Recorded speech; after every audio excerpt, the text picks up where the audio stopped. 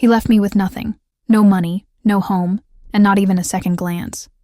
What he didn't know? I'd be the one handing him the keys to his old house, with his rent due at the end of the month. It was a rainy Tuesday when he packed his bags. No screaming match, no dramatic confrontation, just one cold sentence tossed over his shoulder as he fastened his watch. "This isn't working anymore. I'm leaving." I stood in the doorway, holding my morning coffee like it could anchor me to something solid. I waited for the punchline, for the smirk that would tell me he was joking. But it never came, just silence and the sound of drawers opening and closing. In under an hour, he was gone. He didn't slam the door. He didn't say goodbye, but he did take nearly everything else. The apartment felt hollow without him, and not just emotionally. He took the couch, the TV, most of the kitchenware, even the mattress we used to share. He left me with a cracked coffee mug, an empty closet, and a savings account that had mysteriously dropped by half. When I called the bank, they confirmed it. A transfer to his private account. Joint access, technically. Morally, theft. I confronted him once, just once. His response? "You'll be fine. You're good at surviving, or pretending anyway." And then he added, with that infuriating smirk, "Let's be honest. You were always the dependent one. You won't make it without me. But hey, prove me wrong." That night, I curled up on a pile of folded blankets on the living room floor. No lights, no Netflix, no noise, except for the steady hum of humiliation in my ears. He hadn't just left me heartbroken.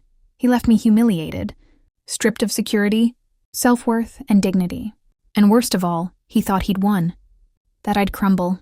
That I'd fade quietly into some corner of the world, forgotten and broken. But what he didn't realize was that the version of me he walked out on, that was my rock bottom. And rock bottom has one beautiful quality. There's nowhere to go but up. For a while I moved like a ghost, quiet, unseen, barely holding it together.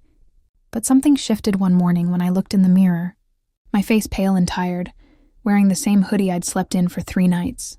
I didn't recognize the woman staring back at me, and I didn't want to be her anymore. So I made a decision.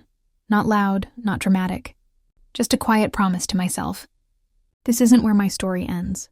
I took the first job I could find, a part-time barista gig at a corner cafe. It wasn't glamorous, and the pay barely covered rent for the tiny studio apartment I'd found, but it was something. The routine helped. Waking up early, grinding beans, steaming milk. It gave my hands purpose and my mind room to think. In the evenings, I picked up freelance work, anything I could get. Copywriting, virtual assistant gigs, even designing logos for small businesses. I worked until my eyes burned, not because I was running from the pain, but because I was finally running toward something. Piece by piece, I started building a life again. A small one, a quiet one, but it was mine. Piece by piece, I started building a life again. A small one, a quiet one, but it was mine. I also started reading. At first, it was just books about emotional healing, self-respect, and boundaries, things I'd clearly ignored for far too long. But then, somewhere along the way, I stumbled into the world of finance. One night, curled up with a secondhand copy of Rich Dad, Poor Dad, something clicked. Wealth wasn't just about money. It was about power, choices, and never having to depend on anyone who could take everything away from you. So I leaned in. I watched YouTube videos about budgeting, took online courses about investing, downloaded audiobooks on real estate during my commutes to work. I opened a new bank account, this time in my name alone, and set up automatic transfers to a savings fund, even if it was just $20 a week. My budget was tight. There were no dinners out, no new clothes, no impulse buys.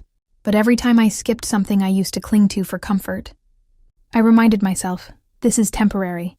This is the foundation. A year passed, then 2. My freelance business took off.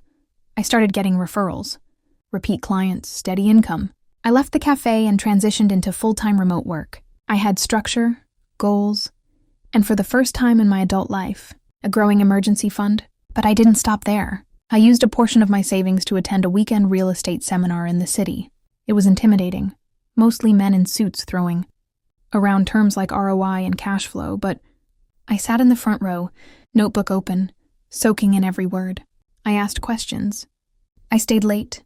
I learned. Soon, I was analyzing listings in my free time, running numbers, talking to brokers, I opened a high-yield investment account, then another. My savings turned into capital. My fear turned into strategy. I wasn't rich, not yet, but I was getting ready. And he, my ex, had no idea that the woman he thought would fall apart was quietly, carefully preparing to buy something that would change both of our lives. Something like his house. It had been 3 years. 3 years since the breakup. 3 years since I'd rebuilt my life from the ground up. One paycheck, one course, one sleepless night at a time. I had my own business, a strong investment portfolio, and most importantly, peace. I wasn't looking back. Until the message came. It was from Maya, an old mutual acquaintance who still worked in our former neighborhood. She wasn't one for gossip, but her text was short and impossible to ignore. Guess who's selling the house? You might want to take a look. The house. Our house. The same one he took from me without hesitation or apology. The one he claimed I could never afford anyway. Apparently, life hadn't gone quite as planned for him. His flashy job had disappeared during a round of company layoffs, and according to public records, he'd taken out 2 loans on the house. Now the bank was circling. I stared at the message for a long time. I could have ignored it. I could have moved on, but I didn't. Instead, I called my financial advisor. Within a week, I had the property listing in my inbox and a plan in motion. I wasn't going to gloat. I wasn't going to show up at the open house with a smug smile and a pointed laugh. No, I was going to do what he never expected. Play the game smarter than him. I reached out to a trusted real estate agent I'd worked with before, someone who knew how to keep things quiet. We created a shell company, a simple holding entity with no obvious ties to me. Just a name, a bank account, and a cash offer. The process moved quickly. His agent, clearly desperate to close the sale before the foreclosure hit, accepted the offer without much back and forth. No red flags, no suspicions, just a clean deal and a closing date. And just like that, it was done. I bought the house, his house, with no mortgage, no conditions, no hesitation. But I wasn't done yet. I waited until the ink was dry, until the keys were officially mine. Before sending the letter, professional, formal, and signed by the property management firm handling the lease agreements for my investment portfolio. The letter was simple. Dear Mr. Donovan, we are writing to inform you that the property you currently occupy has been acquired by a new owner. We will now be handling rental contracts and payment schedules on their behalf. Please contact us within 7 days to discuss the terms of your updated lease. Sincerely, Hartwell Property Group. I imagined his face when he read it. The confusion, the irritation, the scramble to understand what was happening. And then, eventually, the call from the property manager to schedule a meeting with the new landlord.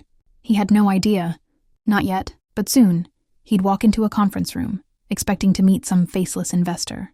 And instead, he'd see me, smiling, composed, holding the keys to his house. And this time the power, it was mine. It was a Thursday morning when the meeting was scheduled, 10 a.m. sharp. My property manager had arranged everything at the downtown office we used for client meetings, clean, neutral, professional, just like I intended. I arrived early, dressed in a fitted black blazer, hair pulled back, heels clicking with quiet confidence. My assistant had set out the lease agreement on the conference table, along with 2 glasses of water. I didn't need much, just presence. At exactly 10:02, the door opened. He walked in looking rushed, irritated, phone in hand. His face still had that smug, careless air, but his suit was cheaper now, his posture heavier. Hi, he said to the receptionist. I'm here to meet with, whoever owns the place now. Something about the lease? She motioned toward the door. Right through there. He stepped in and saw me. The moment hung in the air like a breath that wouldn't release. His eyes widened, then narrowed. His mouth opened slightly, but no words came out. He looked down at the paperwork, back up at me, and then finally spoke. You? I smiled, calm and composed. Good morning, I said, gesturing to the seat across from me. Please, have a seat. We have a few things to discuss. He sat down slowly, like someone walking into a trap. What the hell is this? He asked, trying to force a laugh. Some kind of joke?